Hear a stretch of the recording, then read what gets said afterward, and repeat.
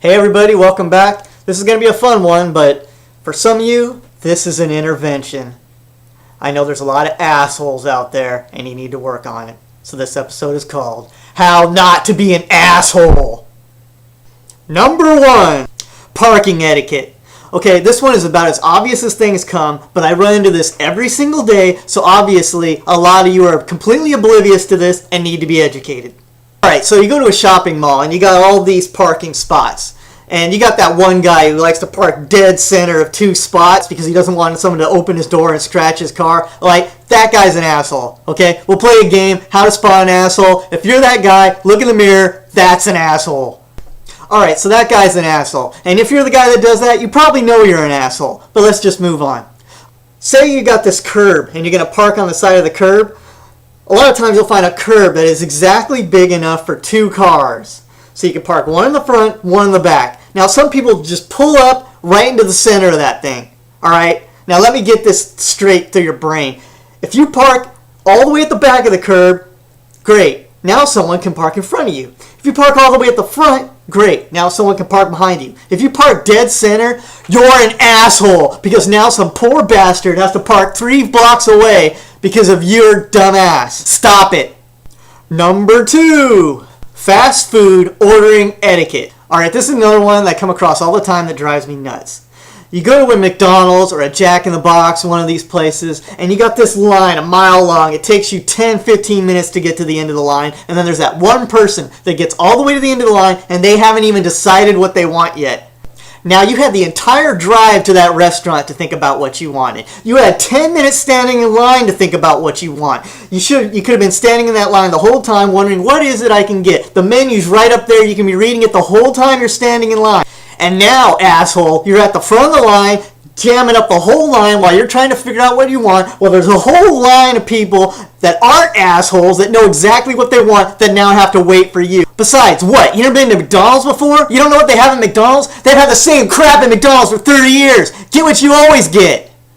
This is why you suck at life, and this is why you're an asshole. You have no regard for everyone else's life that you're slowing down, and you need an instruction manual for the obvious. Now, since this has never once dawned on your minuscule, microscopic excuse for a brain, let me explain to you how this works. When you're waiting in line at McDonald's, you have one job and one job only. That's for you to decide what the hell you want before you get to the register. Thank you for visiting McDonald's. Now have a nice day.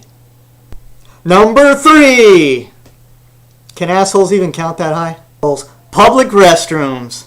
Public restrooms mean just that. They're open to the public. Now I want to know, why is it every time I go to a public restroom, at a gas station, at the shopping mall, wherever, the toilet seat is always covered in piss? Okay, first of all, why can't you lift the toilet seat up before you piss? Never mind, I already know what your answer is. Because the toilet seat is icky and I don't want to touch it.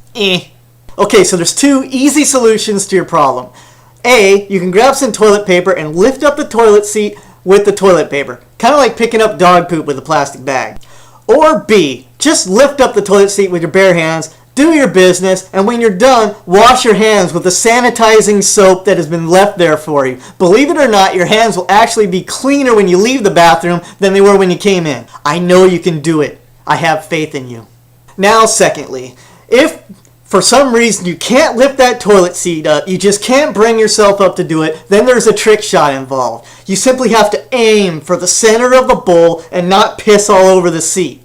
Now, what? You can't do that by now? You've only been operating this thing your entire life. You still have no control over it? And finally, if you do get some piss on the seat, grab some toilet paper and wipe it off. You know why? Because if you don't do it, the poor bastard that has to come up after you has to clean up your piss with the toilet paper. Because what if he has to sit down on it? What if he has to take a number 2? And don't give me that, oh, that's what the toilet seat covers are for. Those toilet seat covers don't do anything. The piss just absorbs right into it, soaks it up, and you're still sitting in a puddle of piss. Clean up after yourself. Why should I have to do it? I'm not your mom. Oh, I forgot. I know why I'm doing it. Because you're an asshole.